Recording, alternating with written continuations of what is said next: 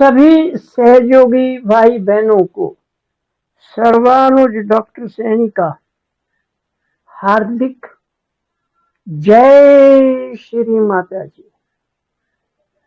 एक बार फिर जो अभी देख रहे हैं या बाद में भी वीडियो देखेंगे, सभी को जय श्री माता। सबसे पहले तो रियली मैं आई एम वेरी हैप्पी, मेरे इतने भाई बहन टेलीग्राम पे और यूट्यूब पे मुझे आशीर्वाद देने के लिए, दर्शन देने के लिए हाजिर हो जाती हैं। उसका उन सब का मैं हार्दिक अभिनंदन भी करता हूँ और धन्यवाद भी करता हूँ। जय श्री माता जी। तो आज सबसे पहले हम कौन बोला, माफी चाहेंगे, बाद में हम खोलेंगे, सबसे बातचीत करेंगे। तो तब तक के थोड़ा हम श्री माता जी के चरणों में हाजिरी लगा लें सभी की। तो उसके लिए हम थोड़ा सा कोऑपरेशन करें तो अच्छा रहेगा। जय श्री माता जी। तो अब हम कुंडलिनी उठाकर बंधन लेंगे और 3 बार श्री माता जी का आह्वान करेंगे, क्योंकि वो बाकी प्रार्थनाएं तो हम करते ही रहते हैं। यहाँ टाइम बचाने के लिए थोड़े शब्दों में ही सब काम हो जाता है। ओ मैया तुम कहाँ हो, जल्दी आ जाओ। अरे वो तो कहती है एक बार हाथ तो मारो, मैं 100 कदम चल के आ जाऊंगी। ठीक है, जय श्री माता। तो कुंडलिनी उठाइए। हम बार बार आप सबको कह रहे हैं, अगर मोबाइल का एक नंबर आगे पीछे हो जाए तो कनेक्शन नहीं होता। फिर भी माँ दयालु हमारी गलतियों को भूल के भी हमें वाइब्रेशन तो महसूस कराई देती है, परंतु हार्दिक संबंध के लिए हमें कोशिश करनी चाहिए कि हम जैसे जो मोबाइल पर नंबर डायल करते हैं, वैसे ये जो माँ ने 2-3 इंस्ट्रूमेंट दिए हमें, विधियां बताई हैं कि कुंडलिनी उठाइए और बंधन लीजिए। यही वही है कि हम अपने मोबाइल को ऑन कर रहे हैं, और बंधन का मतलब है इसमें हम नंबर, हम तो 10 करते हैं, माँ ने तो 7 ही बता दिए, 7 से भी काम चल जाएगा। तो इस प्रकार हमारी सोच है, ये सर्वानुज की सोच है। इसके लिए मैं सभी से माफी भी चाहूंगा, अगर किसी को अच्छा नहीं लगे तो ठीक है, सबकी अपनी अपनी भाव है। मेरा भाव ये है। जय श्री माता जी। कुंडलिनी उठाइए। पहली बार सुषमना पे, दूसरी बार पिंगला पे, तीसरी बार देखिए उंगलियां मेरी जा रही हैं पीढ़ा पे, यानी तीनों नाड़ियों पे हमारा चित्त, और वैसे ही हाथ जाएगा तो होगा। यह हाथ का क्या मतलब है, आज फिर एक बार हम बोल देते हैं। हमने ये प्रैक्टिकल करके देखा और व्यवहार में भी देखा है। अगर क्लास में टीचर पढ़ा रही है तो एक हाथ करती है, तो कई बच्चे उठने की कोशिश करते हैं, वो कहते हैं नहीं नहीं, वो पर्टिकुलर को उठा लेते हैं। इसका मतलब ये हुआ कि सांकेतिक भाषा भी अपना काम करती है। हमने सेमिनार्स में देखा है, हम जब किसी की तरफ हाथ करते हैं तो वो उठ खड़ा होता है, और ऐसे करते हैं तो वो आ जाता है, और ऐसे करते हैं जाओ, और वो नीचे करते हैं तो बैठ जाता है। अगर सांकेतिक भाषा का इतना प्रभाव है, तभी तो श्री माता जी ने कहा ये करो ये करो। मेरे ख्याल के जो एक्सप्लेनेशन आई है उसके आधार पर अब आपको ये बात समझ गई आ गई होगी कि सही ढंग से हम अगर संकेत करेंगे तो ये भी एक आह्वान का सिस्टम है। तो पहली बार कुंडलिनी, दूसरी बार पिंगला, तीसरी बार ईड़ा, और 7 चक्रों पे 7 ही देवी देवताओं का, यह 7 बार का मतलब है सारे चक्रों का। कुंडलिनी उठाइए।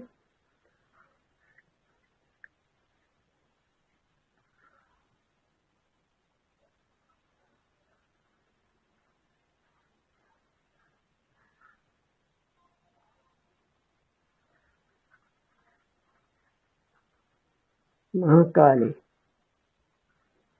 मूलाधार, स्वाधिष्ठान, नाभि, अनाहत, विशुद्धि, आज्ञा चक्र, और ये सहस्त्रार चक्र।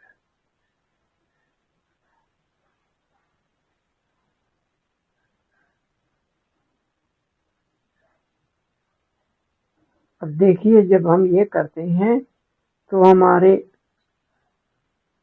शरीर के ऊपर अंदर और बाहर वो चैतन्य की अनुभूति शुरू हो जाती है। ये माँ का आशीर्वाद है हमें। और अध्यात्म या स्पिरिचुअल इतिहास में मेरे ख्याल के ये पहली बार है कि कुंडलिनी इस तरह आसानी से उठ जाती है। और जब उठ जाती है, जिसकी भी जो भी एक बार रियलाइज्ड हो जाता, आत्म साक्षात्कारी हो जाता है, वो दूसरों को भी करा सकता है। ये शक्ति अभी तक नहीं मिली थी। हमने काफी शास्त्रों में सुना भी और पढ़ा भी कुछ और देखा भी, और हमें तो कुछ ऐसे महापुरुष मिले हैं। वो एक छोटी सी बात बता दूं आपको मैं, हमारा काम हो गया। अब फिर भी हम 3 बार, मैं बाद में बताऊंगा वो 3 बार। जय श्री माता जी, श्री माता जी, श्री निर्मला देव भाई नमो नमः। जय श्री माता जी, श्री माता जी, श्री निर्मला देव भाई नमो नमः। जय श्री माता जी, श्री माता जी, श्री निर्मला देव भाई नमो नमः। हे माँ, हम सब बच्चे आपके श्री चरणों में बैठकर, ये बच्चों वाला खेल तो नहीं कहूंगा मैं, पर हम प्रयास कर रहे हैं कि आपका आशीर्वाद पा सके। आप हमेशा हमें, चाहे छोटी सी प्रार्थना है, चाहे बड़ी है, चाहे बैठ के घंटे भर करें, आशीर्वादित करती है। यहाँ पर हम सब जानते हैं माँ कि हार्दिक पुकार, हार्दिक इच्छा वो कार्य ज्यादा करती है आपको रिझाने के लिए। अनुष्ठान, ये बाह्य तो बहुत कुछ हो जाता है। क्या श्री माता जी, अभी हम ये बता रहे थे कि भी सहज योग में जो आसानी से माँ ने हमें आशीर्वादित कर दिया और हमें आशीर्वाद दे दिया कि आप किसी की भी कुंडलिनी उठा सकते हैं। और जैसे हम पहले ही हम बोल रहे थे, स्पिरिचुअल इतिहास में ये सबसे पहली बार ऐसा हुआ है और सच्चाई भी है।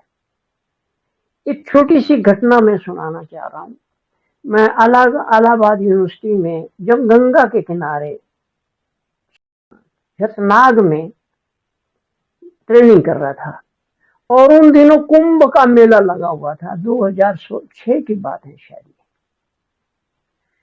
तो वहां एक हम इलाज भी कर रहे थे, तो एक महापुरुष आगे गेरुआ धारण वस्त्र धारे हुए, इतनी बड़ी उसकी दाढ़ी यहाँ तक, बड़ा हट्टा कट्टा बुजुर्ग आदमी, देखने में बहुत ही महापुरुष हैं थे। तो जब मैं उनका इलाज कर रहा था तो उनसे एक बात पूछ बैठा, महाराज जी आप एक बात बताइए, जिस कारण आपने ये वाणा धारण किया और जीवन लगा दिया, क्या वो आपको मिला? वो बोलते ना भाई, जीवन बीत गया रे, वो नहीं मिला। तो मैंने कहा आप वो पाना चाहते हैं? तो मेरी तरफ बड़ी एक विशेष दृष्टि से उसने देखा। मैं कहा हाथ कर लो, क्योंकि ये लगा हुआ था मेरे यहाँ, हाथ करो और कहो। उस वक्त तो हमने उनकी कुंडलिनी ऐसे हाथ करके ही उठा दी थी, ऐसे करके। पर अब आपको बता रहा हूँ, सभी को साथ शेयर कर रहा हूँ जो मेरा अनुभव है। ऐसा कोई आदमी मिले तो उनसे कहो। और यहाँ एक चीज और छोटी सी बताना चाह रहा हूँ, हम सहज में आने के बावजूद भी भटक जाते हैं। कई बार हमारे जो वो कनेक्शन चाहिए वो नहीं हो पाता, और हम अपने आप को कोसते रहते हैं, मेरे को बाधा आ गई, मेरा ये हो गया, मेरा वो हो गया। हम अपने आप नेगेटिव भी हो जाते हैं। उस अवस्था में भी अगर हम ये प्रार्थना करेंगे तो हमारी स्थिति एकदम सुधर जाएगी, ऐसा हमारा विश्वास भी है और ऐसा हमने करके भी देखा है। सर्वानुज कभी अधूरी बात या ऊपरली बात नहीं करता। जब तक वो अनुभूत ना हो, अनुभूति ना की हो, उसका प्रयोग ना किया हो, हम कोशिश करते हैं ऐसी बातें ना करें। और अभी तक इस 1.5 साल में आप लोगों ने महसूस भी कर लिया होगा, क्योंकि मेरे सामने जो इस रूप में बैठे हैं वो एक से एक महापुरुष हैं, उन सबको मैं नमन करता हूँ। तो उनको रियलाइजेशन हो गया महात्मा जी को, और बोलते अरे इसी को तो मैं ढूंढ रहा था। खैर देखिए, इतना कहते ही हमें भी वो स्थिति एकदम हमारे हाथों पे महसूस हो रही है। अब हमने क्या करना है, आप कृपा करके, ये है प्रार्थना ही, इसको हमारी ये नहीं समझना कि ऐसा बोला ऐसे ही करना है, वो आपकी इच्छा है। आप प्रैक्टिकल करके देख लीजिए, अगर ये काम करती है तो कर लीजिए, नहीं तो जैसे श्री माता जी ने मेलबोर्न में ऑस्ट्रेलिया में बोला, मैं जो कह रही हूँ आप इसको ऐसे ही मत मानिए, एज ए साइंटिस्ट इसके ऊपर खोज कीजिए, रिसर्च कीजिए। अगर ये सिद्ध होती है, आपको प्रूव होती है तो मान लीजिए, नहीं तो छोड़ दीजिए। तो वही बात माँ की, हम माँ से बड़े नहीं हो सकते, हम भी वही बात कह रहे हैं। अगर आपको अच्छी लगे तो कर लीजिए। अब प्रार्थना क्या रहेगी, उनको बिठा लीजिए सामने, और जैसे ये श्री माता जी का है, या जैसी भी स्थिति है, गिर गया था, माफ करना, तो उसको आप उस हिसाब से संभाल लीजिए।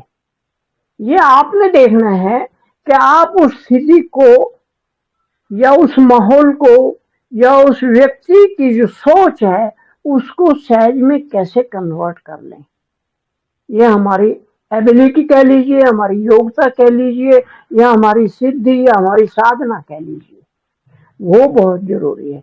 और सबसे बड़ी बात जो है, आपको अपने ऊपर विश्वास होना चाहिए। कारण आप और मैं, कोई करने वाला कुछ नहीं है, करता धरता वही है। हम खाली बोल कर देते हैं पर अपने उसको अडॉप्ट नहीं करते। अरे माँ है ना करने वाली, वो करेगी, आप अपना कार्य कर लीजिए। ये है, जब ये रियलाइजेशन की बात हो, वो आपको ही माँ साधन बना रही है, पर फिर भी आपको ये समर्पण होना चाहिए कि ये सब माँ ही करा रही है।